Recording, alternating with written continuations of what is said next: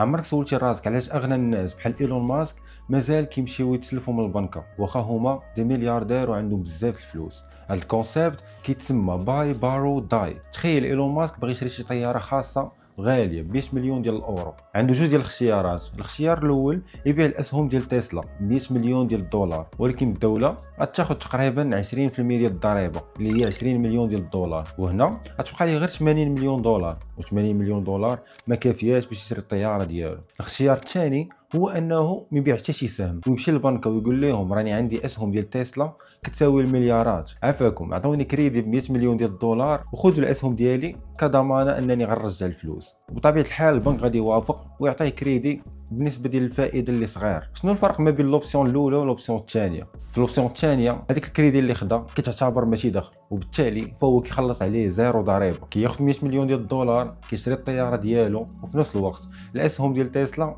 مازالين في لابورس وما تباعوش، وكتبقى القيمه ديالهم كتطلع نهار على نهار. الحركه الاخيره هي داي. القوانين الضريبيه كتعيد التعيين ديال الاسهم، يعني الا كان الثمن ديال السهم يساوي 100 دولار فاش خدا هو هذاك الكريدي ولا الثمن ديالو 120 فاش مات، ديك 20 دولار ديال الفرق ما كتحسبش وما كتزادش على الضريبه، يعني كتعاود تحسب القيمه ديال السهم من جديد. العائله كتبيع شويه ديال الاسهم تخلص الكريدي وتحتفظ بداك الشيء اللي شاط من الثروه. الخلاصه النظام ما تصايبش للصالير ديالك، تصايب الاصول. انت كتخلص على اللي كتربح وهما كيعيشوا باللي كيتسلفوا. واش كنتي عارف هادشي؟ واش هادشي بدل النظره ديالك على الفلوس؟ قولي شنو بان ليك في لي كومونتير.